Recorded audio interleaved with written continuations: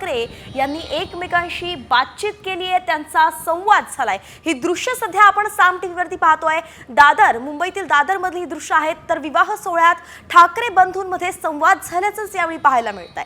विवाह सोहळ्यात राज आणि उद्धव ठाकरे हे एकत्र दिसले आहेत। भाच्याच्या लग्नासाठी राज आणि उद्धव ठाकरे एकत्र आले होते। याचे एक्सक्लुसिव्ह दृश्य तुम्ही साम टीव्हीवरती पाहताय। सध्या मुंबईतील दादर परिसरामध्ये ठाकरे कुटुंबात संवाद होताना दिसतोय।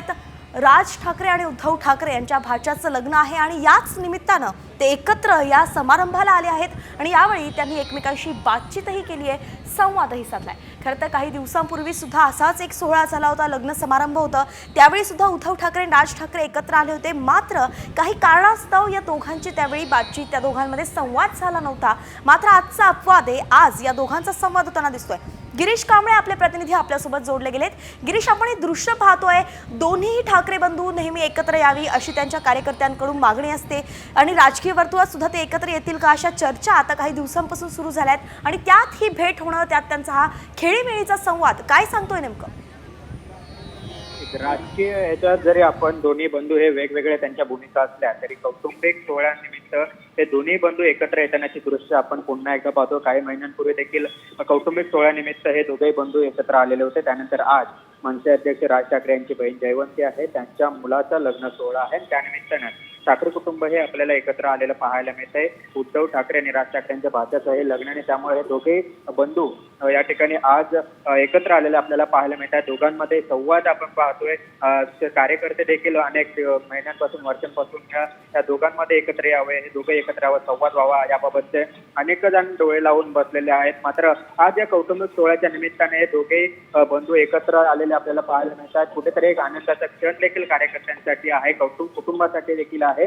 आणि त्यामध्ये आपण बघतोय की या निमित्ताने रश्मी ठाकरे आणि राज ठाकरे यांच्यात देखील संवाद झालेला आपल्याला पाहायला मिळतोय। त्यांना आवर्जून पुढे घेत आहेत।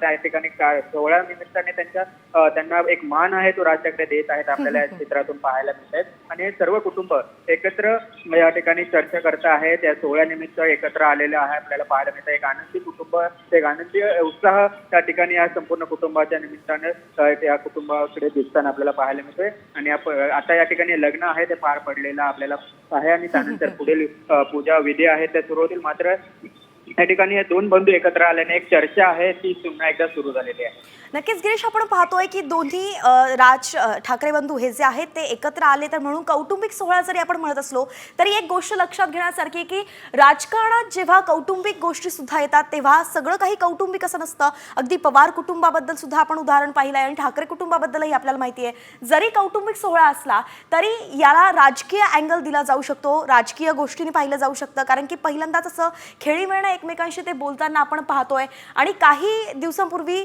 जेव्हा आपण निवडणुकांच्या वेळी पाहिलं होतं अगदी टोकाचे त्यांनी एकमेकांवरती आरोप प्रत्यारोप केले होते आणि त्यानंतर काही दिवसांपूर्वी राज ठाकरेंचं वक्तव्य होतं, सूचक विधान होतं की आम्ही बंधू एकत्र येऊ शकतो, अशा चर्चा होऊच शकतात म्हणून।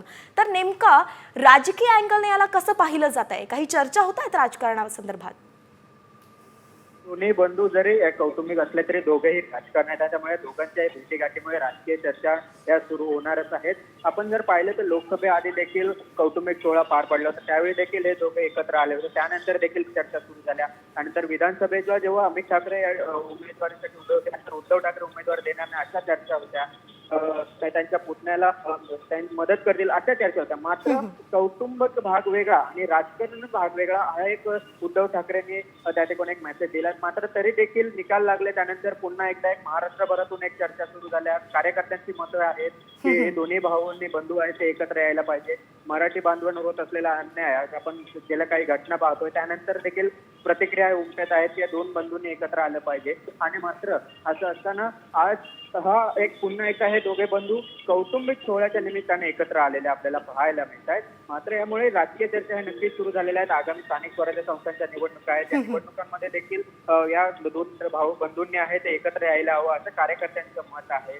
मात्र असंच कार्यकर्त्यांचं जरी मत असलं तरी या दोन नेत्यांमध्ये नेमकं काय आहे हे आपण जर मागची विधानसभा निवडणुकी जरी पाहिली त्यावरून थोडंसं चित्र स्पष्ट होत आहे। मात्र त्यानंतर काही बदललंय का हे देखील पाहावं लागेल. या सगळ्या चर्चा आहेत, या सगळ्या चर्चांची उत्तरं काही येणाऱ्या ज्या आगामी निवडणुका आहेत त्या निमित्ताने मिळतील. मात्र जरी असं बोलत असलं तरी दुसरीकडे फडणवीसांनी देखील एक स्टेटमेंट केलं की राज ठाकरे स्थानिक स्वराज्य संस्थांमध्ये आम्ही एकत्र येऊ शकतो. म्हणजे एक त्यांनी त्या ठिकाणी देखील दरवाजा उघडा ठेवलेला आहे. तर दुसरीकडे उद्धव ठाकरे देखील त्यांच्या बैठका घेऊन त्यांचे कार्यकर्ते देखील सांगतात की स्वबळावर लढलं पाहिजे. अशा स्थितीत जर स्वबळावर लढत असताना आपण राज ठाकरेंबरोबर जावं का हे देखील काही मतं कार्यकर्ते मांडू शकतात, कारण अजून बऱ्याचशा बैठका बाकी आहेत. त्यामुळे या बैठकांमध्ये देखील काही चर्चा होऊ शकतात. मात्र आत्ताच्या घडीला हे कौटुंबिक सोहळा आहे आणि या कौटुंबिक सोहळ्याच्या निमित्ताने हे दोन्ही बंधू एकत्र आलेत. मात्र हे कौटुंबिक सोहळ्याचं एकत्र येणं हे एका राजकीय भूमिकेत एकत्र येतील का हे देखील पाहावं लागेल. आगामी निवडणुकांच्या दृष्टीने दोन बंधू एकत्र येतील का याकडे साऱ्यांचं लक्ष आहे. अनेकांची मतं आहेत की दोन्ही बंधूंनी एकत्र यावं. बरंचसं नुकसान झालंय मराठी बांधवांचं महाराष्ट्राचं, त्यामुळे दोन बंधूंनी एकत्र यावं. शिवसेनेचं नुकसान झालेलं आहे. गिरीश, आपल्याला इथे थोडं थांबवतेय, आपण सोबतच राहा. परंतु ही दृश्य सध्या आपण दाखवतोय की एक्सक्लुसिव्ह दृश्य आपण सध्या पाहतोय.